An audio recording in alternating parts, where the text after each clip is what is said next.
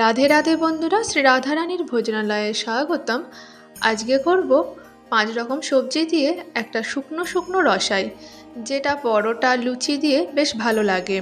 তো সেই সবজি দেখতে থাকো, ভালো লাগলে লাইক ও চ্যানেলটিকে সাবস্ক্রাইব করে দিও।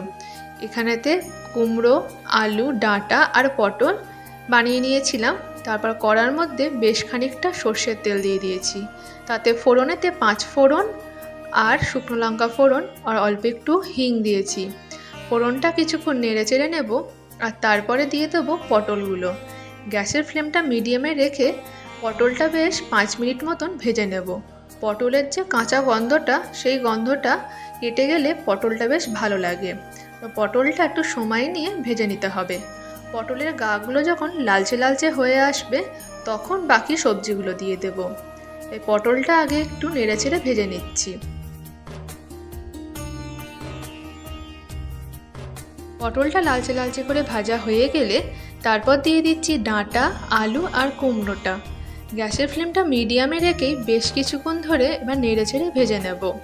সমস্ত সবজিগুলো ভাজার সময় স্বাদ মতন লবণ, অল্প একটু হলুদ দিয়ে ভালো করে নেড়ে চেড়ে ভেজে নিতে হবে। সবজির মধ্যে থাকা জলগুলোকে একদম শুকিয়ে নিতে হবে, তাহলে সবজির মধ্যে থাকা যে কাঁচা গন্ধটা সেটা অনেকাংশে কেটে যায়। আর এই তরকারিটাতে দেব ছোলা, তাই কাঁচা ছোলাটাও দিয়ে দিলাম। ভিজিয়ে রাখা কাঁচা ছোলা দিয়ে এই কুমড়ো, আলু আর পটলের এই রসাইটা করলে বেশ সুন্দর হয়। শুধু কুমড়ো, আলু আর ছোলা দিয়ে তো অনেকেই তরকারি করো, যারা সবজি খেতে ভালোবাসো তারাও এইভাবে 5 রকমের সবজি মিশিয়ে রান্নাটা করে দেখতে পারো। পরোটা দিয়ে বেশ ভালো লাগে। এবার অল্প একটু লবণ আর হলুদ দিয়ে বেশ কিছুক্ষণ এবার নেড়ে চেড়ে নেব। তারপরে এর মধ্যে একে একে কিছু মশলা দেব। 1/2 চামচ জিরে গুঁড়ো, 1 চামচ ধনে গুঁড়ো আর একদম অল্প একটু আদা বাটা। সমস্ত মশলাগুলো দিয়ে বেশ কিছুক্ষণ ধরে আবারই নেড়ে চেড়ে রান্না করে নেব, যাতে মশলার মধ্যে থাকা কাঁচা গন্ধটা চলে যায় আর একটু ভাজা ভাজা গন্ধটাও চলে আসে। তাই সমস্ত মশলাগুলো দিয়ে গ্যাসের ফ্লেমটা কমিয়ে ভেজে নেব। আর যখন একটু বেশি শুকনো শুকনো লাগবে, তখন অল্প একটু জল দিয়ে আবারই কিছুক্ষণ নেড়ে চেড়ে নিতে হবে।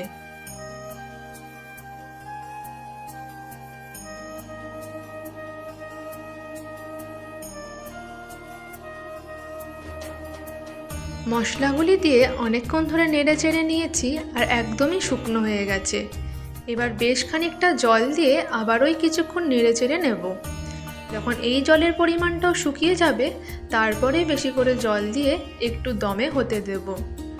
আবারই নেড়ে চেড়ে নিচ্ছি আর এই পজিশনে দিয়ে দিলাম একটা টমেটো, যেটা ছোটো ছোটো টুকরো করে রেখেছি। সেটা দিয়ে এবার কিছুক্ষণ নেড়ে চেড়ে নেব। আর যখন এটা শুকনো হয়ে আসবে একদম, তখন এর মধ্যে বেশ খানিকটা এবার জল দিয়ে দেব।